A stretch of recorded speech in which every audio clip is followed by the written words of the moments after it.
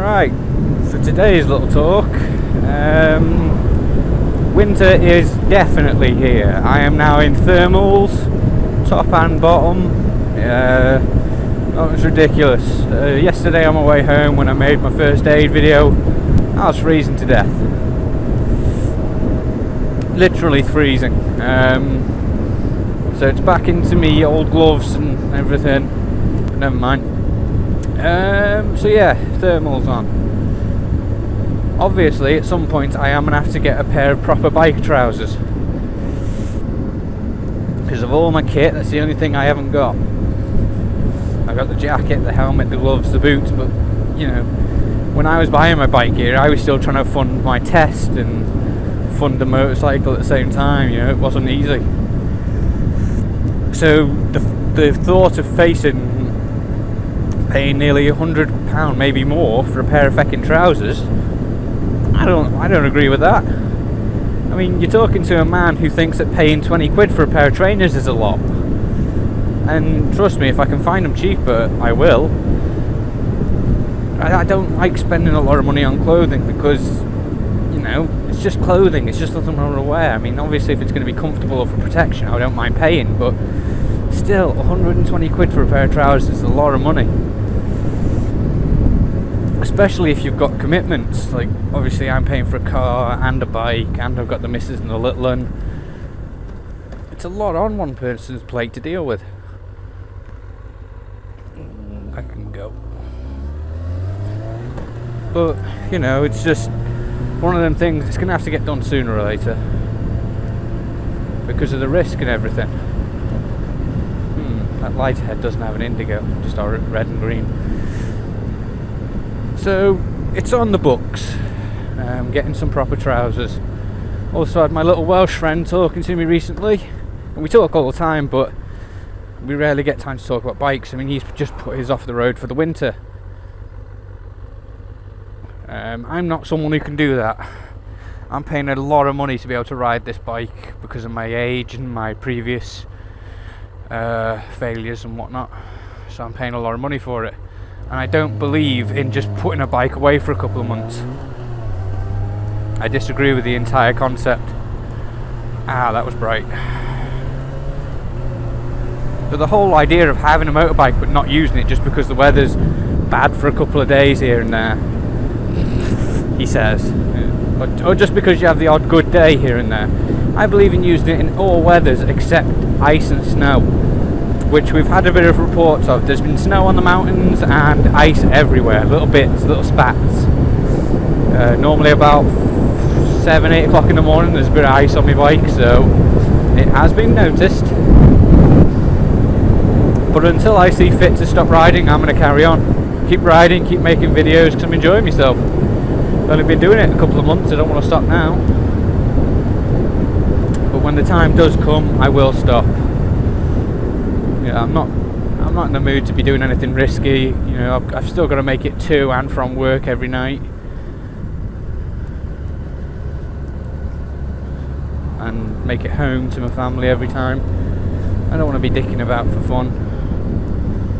Actually, that's a completely nonsensical statement. I do want to be dicking about for fun. I don't want to be risking my life doing it.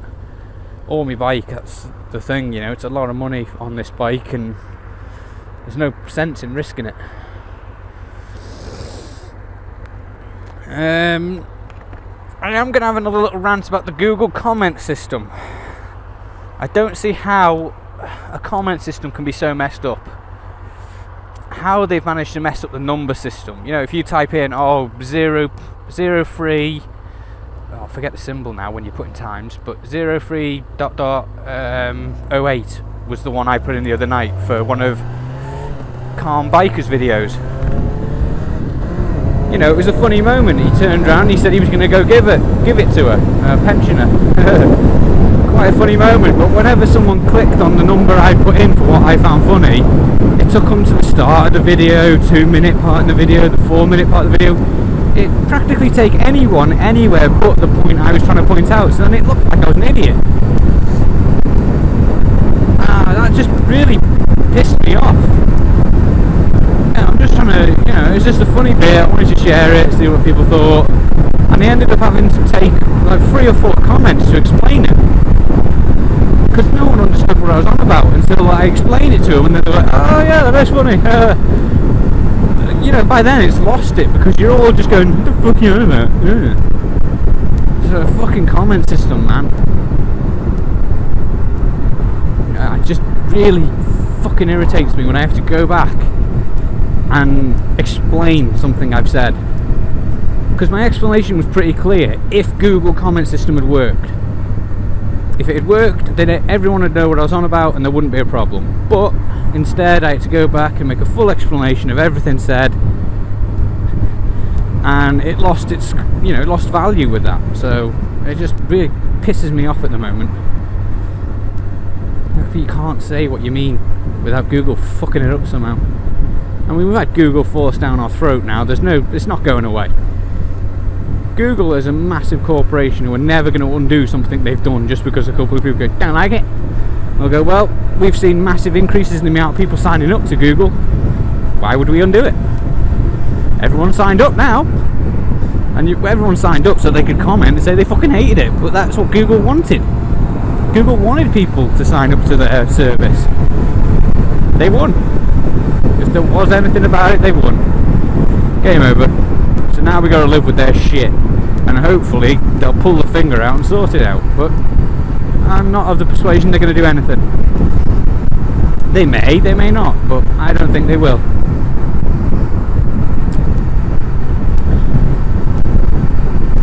But we can still have a laugh, still like, share and subscribe to me vids. You know, I like making them if you like watching them.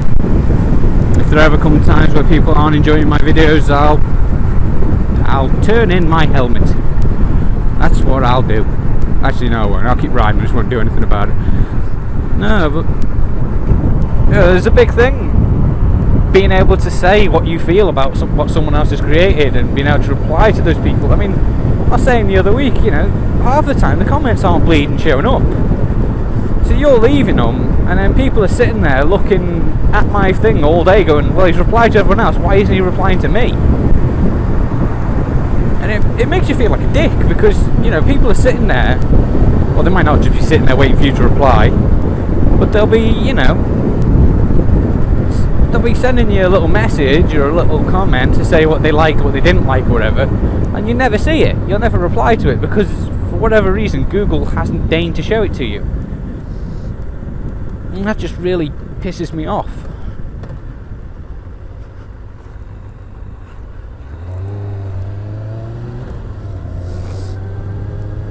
Because at the end of the day, the only reason I'm doing this is for, you know, so people will like me. No, I'm doing it because, you know, somebody said it'd be fun to share my experiences. You know, people might enjoy it, so I thought, yeah, you're right, they might. So I share it, and surprisingly, people do enjoy what I have to input. And I like that. I like that I can bring people some enjoyment. But at the moment, Google are fucking it up. Twat. Oh, my spuds.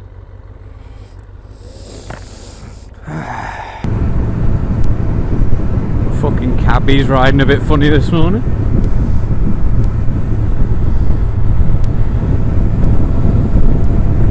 Ravaged industrial landscape that is Cheshire. Oh, you cunt. Well, go on then if you're going. You daft fuck. Jesus, how long have you been up all night?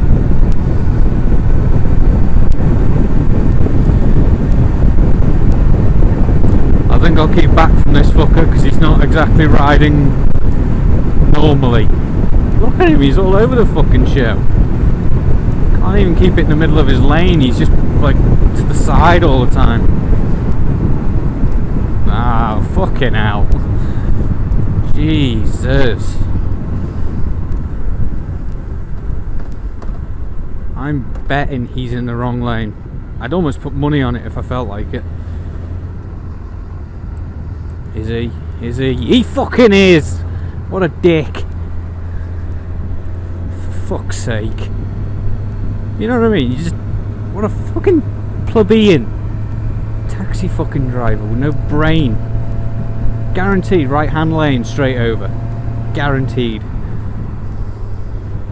Although you could say that there's nothing wrong. Oh no, you're proving me wrong.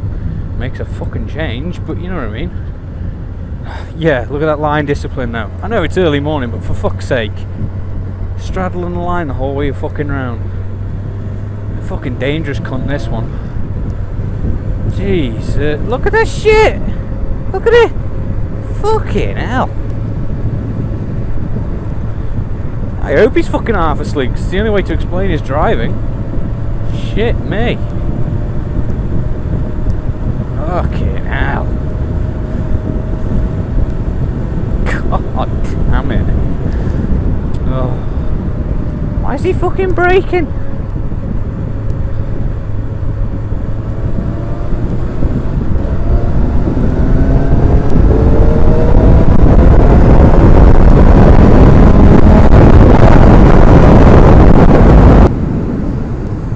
Jesus fucking Christ.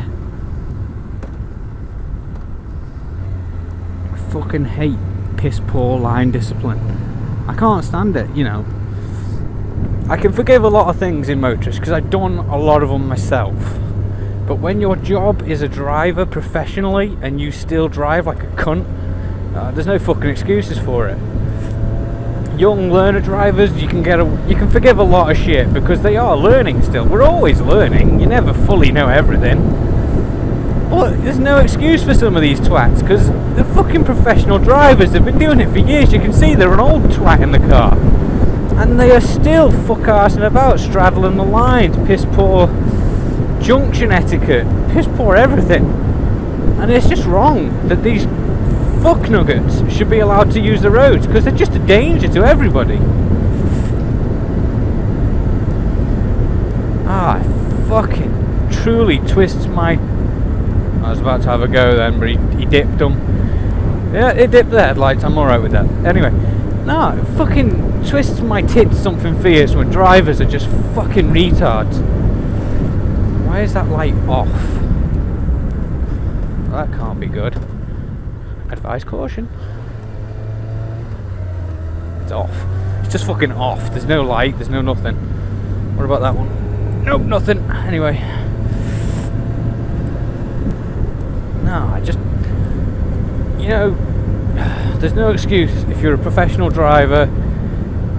And although I say earlier on in the video that if you're tired it explains it, it doesn't excuse it. It really doesn't. If you're a professional driver, you should know your limits as well. You should know that if you're that tired that you can't keep it in one lane, you should get off the fucking road because you're a danger to everybody. But they won't, because some of these cunts are just proper arseholes. They only care about the money. Proper dickheads. I drive, I know my limits. If I start feeling tired, I'm off the road straight away. I've got a fucking kid, I've got a missus. If they're in the car with me, fucking hell, I'm like uber on the ball. Because you can't be too fucking careful nowadays. There's so many twats driving about. It makes me fucking sick. And I don't want to say exactly where I go lurking on the internet, but I've seen some shit. And I've been at the scene of a car accident. I've seen the mess it creates. Not only in the wreckage of the vehicles, but the people, like the bodies and whatnot. I've seen them. And the thought of that happening to family, you know, my family, my immediate, or anybody I love and care about, is fucking sickening to think how many people drive to that low standard, endangering lives every day. Boy racers, fuck me, if I ever catch a boy racer because he does something, fucking knobheads. They're the worst. They're reckless drivers and they kill people. But more often than not, the knobhead driver will survive. The cunt who causes the accident more often than not will survive. And meanwhile, some poor innocent bugger gets murdered. I fucking hate it. Alan Bolter, former copper, he's spot on with his the way he used to do it. You know, if someone overtakes you and it's safe to do so and there's no one about and it's all very, you know, it's fine, yeah, whatever, just let them get on with it. outside of school, different kettle of fish. I completely agree with that. That's good coppering right there. Justice where it's due. No point in fucking slamming a fine on somebody for doing 2 mile an hour over the speed limit in a 30 zone. If it's only 2 mile an hour, but then you get these people, like, the penalties for doing crimes are ridiculous. Like, you do 3 or 4 mile an hour over the speed limit and they can fine you and you can lose your license when you're very young. Whereas you can do, 120 and wipe out 3 generations of a family in one car accident. And I think, like, you'll only get a couple of years for it and then you'll get out early for good behaviour. And yet you've wiped out 3 generations of a family. Where's the justice in that? That you can ruin an honest working man's life, and yet a criminal mass murderer, well, not mass murderer, but a murderer, gets out scot-free. Where's the justice?